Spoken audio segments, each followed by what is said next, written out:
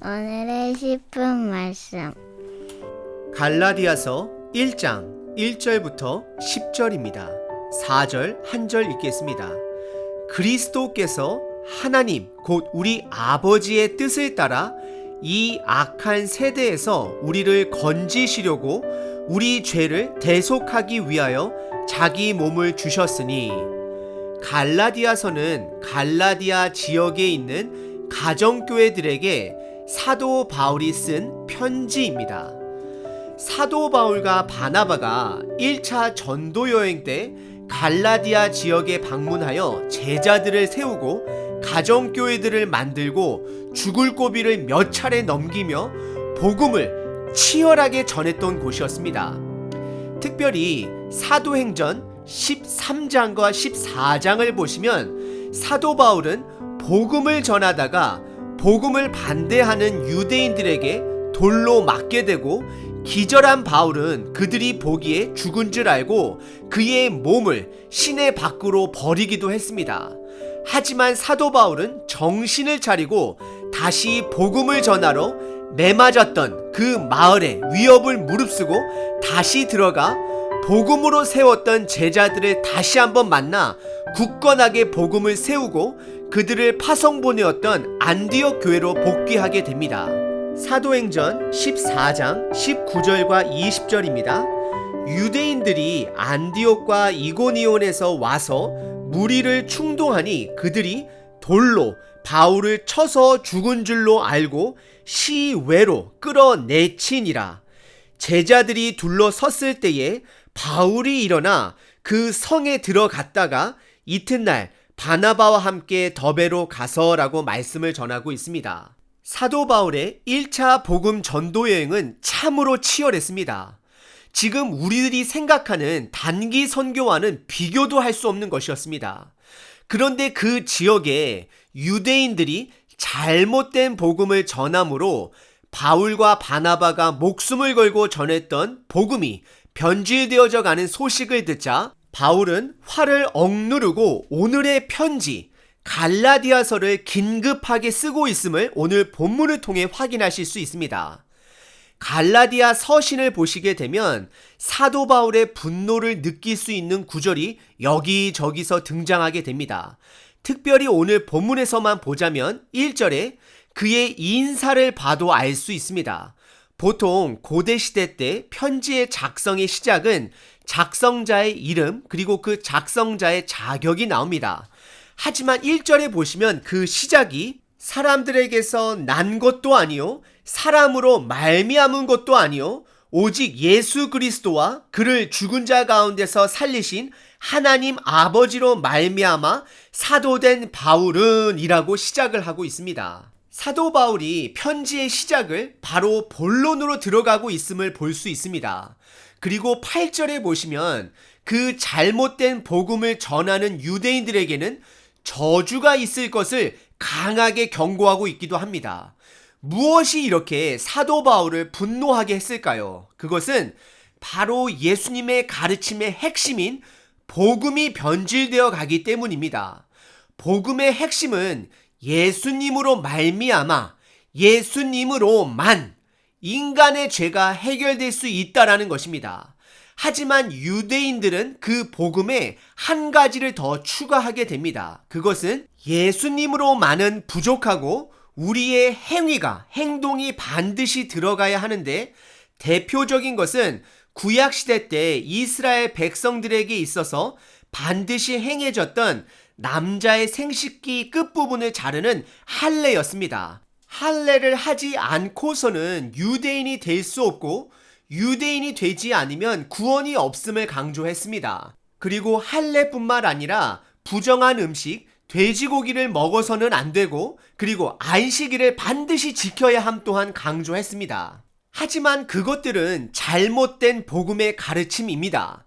예수님은 유대인들만을 위해 죽으신 것이 아니라 오히려 유대인들의 종교 지도자들로 인해 십자가에 죽으셨고 모든 민족 사람들의 죄를 위해 죽으셨습니다. 그래서 우리들의 구원은 예수님 한 분만으로 충분합니다. 예수님은 율법을 완성하신 분이십니다. 우리의 행위는 우리를 구원하지 못합니다. 하지만 여기서 우리는 율법에 대해서 조심히 이해하셔야 합니다. 율법이 나쁜 것은 아닙니다. 율법주의와 복음은 한 가지가 다른 것인데요. 그것을 간단하게 설명하자면 순서가 바뀐 것입니다.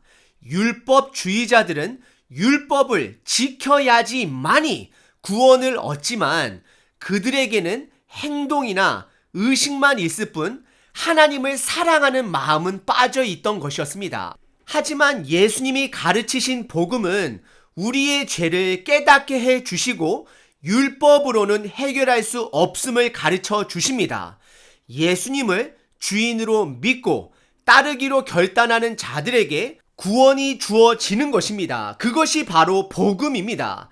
즉 예수님께서 나의 죄를 먼저 용서해 주시고 구원시켜 주시고 그 은혜가 우리의 마음을 변화시켜 스스로 율법을 지키게 하는 것이 다른 것입니다.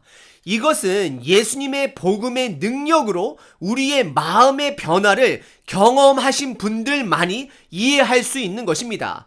복음을 맛보신 분들만이 이해할 수 있는 것입니다. 복음은 여러분들 머리로 이해할 수 있는 것이 아닙니다. 삶으로 경험되어져야 하는 것입니다. 복음은 현실적으로 능력이 있습니다. 저는 가끔 말씀 묵상하는 것이 때로는 두려울 때가 있습니다. 왜냐하면 말씀을 묵상하면 묵상할수록 제 마음이 변해가는 것을 경험하기 때문입니다. 이것이 왜 두려울까요?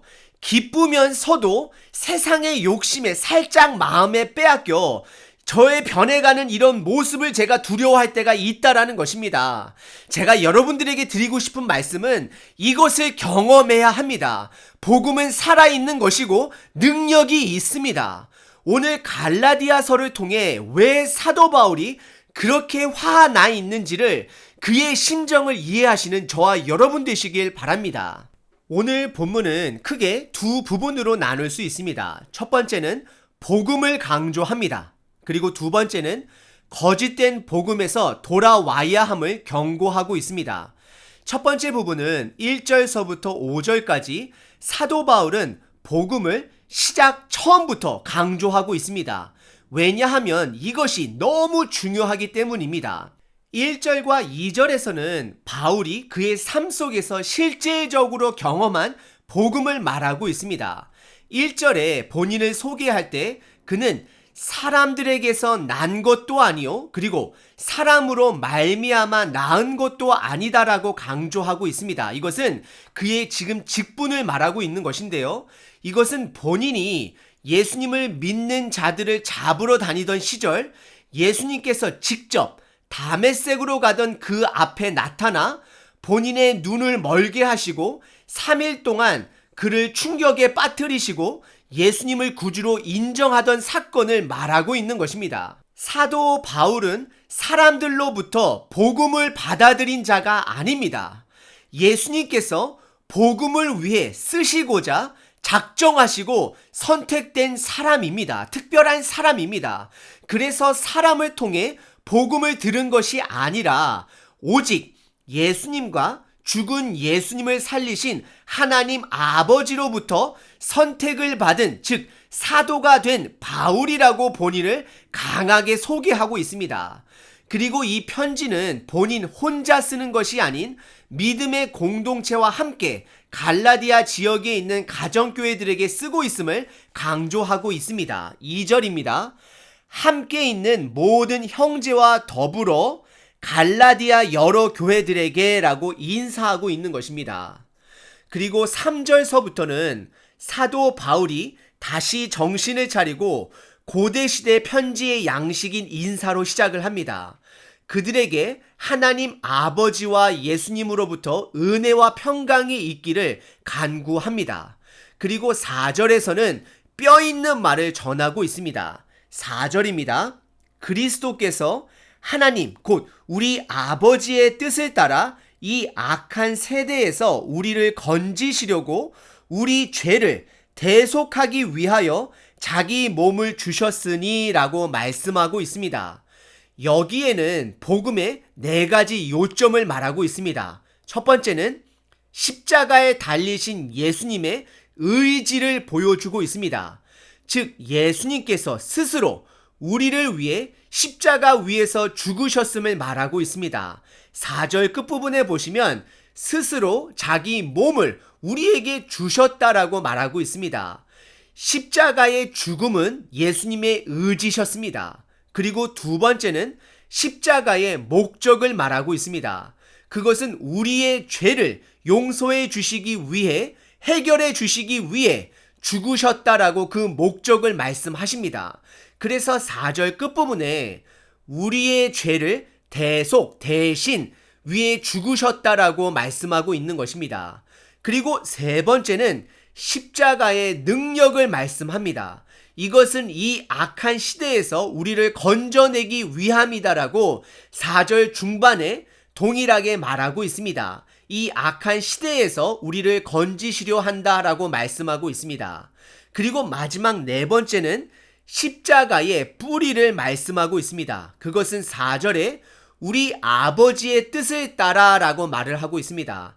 하나님의 아버지의 뜻은 요한복음 3장 16절의 말씀대로 세상을 사랑하사, 즉 사랑입니다. 사랑하시기 때문에 우리를 위해 십자가 위에서 죽으신 것입니다. 그리고 5절에서는 예수님을 찬양하며 그의 시작 인사를 끝을 맺고 있습니다. 오늘 본문의 첫 번째 부분은 변질된 복음 앞에 사도 바울이 분노를 억제하며 갈라디아 교회 사람들에게 복음을 다시 한번 상기시켜 주고 있습니다.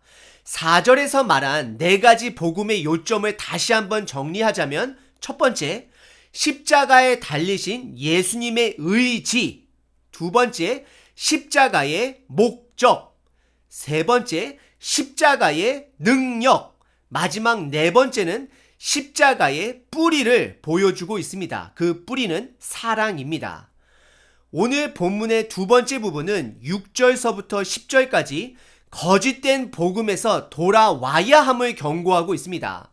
6절과 7절에서는 지금 그들이 잘못된 길로 가고 있음을 알려줍니다. 6절에 보시면 사도 바울은 그들을 이해할 수 없다라고 말을 합니다.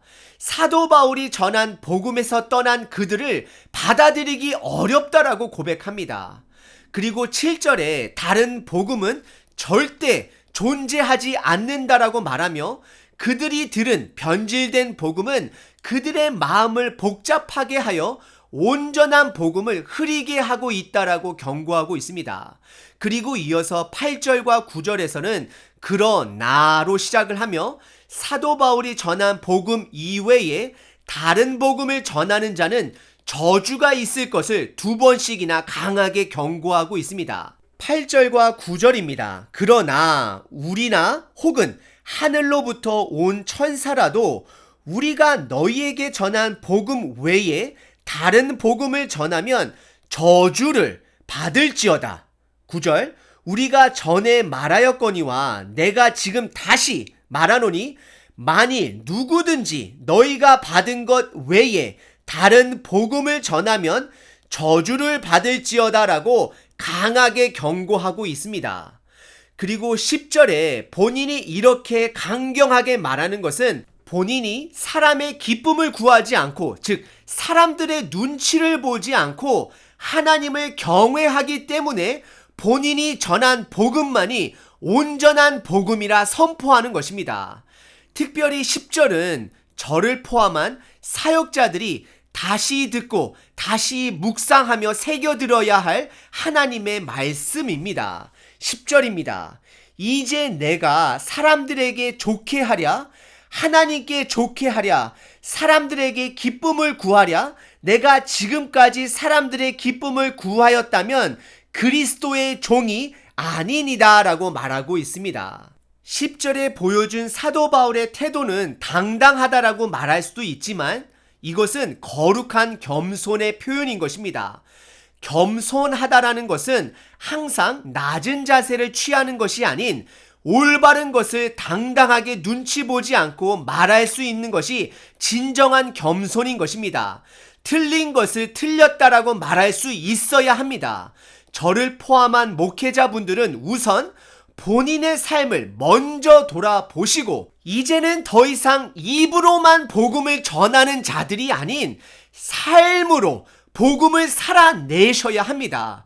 그리고 당당하게 틀린 것은 틀렸다라고 말할 수 있어야 합니다. 지금의 목회자분들에게 이런 바울의 당당함을 찾아볼 수 없는 것은 복음의 삶을 살지 못하기 때문에 내가 부끄러워 틀린 것을 틀렸다 말하지 못하기 때문입니다. 저도 부끄럽습니다. 하지만 이제는 부끄러움에 머물면 안 되는 것입니다. 오늘 본문의 두 번째 부분은 거짓된 복음에서 돌아와야 함을 강하게 경고하고 있는 것입니다. 지금 우리가 살고 있는 이 시대에 변질된 복음은 율법으로 변질된 복음이 아니라 두루두루의 복음입니다. 이것이 무슨 뜻이냐면요, 꼭 굳이 예수님을 통해서가 아니더라도 두루두루 다른 것을 통해서 구원은 이루어질 수 있다라고 말하는 것이 지금 이 시대의 변질된 복음입니다.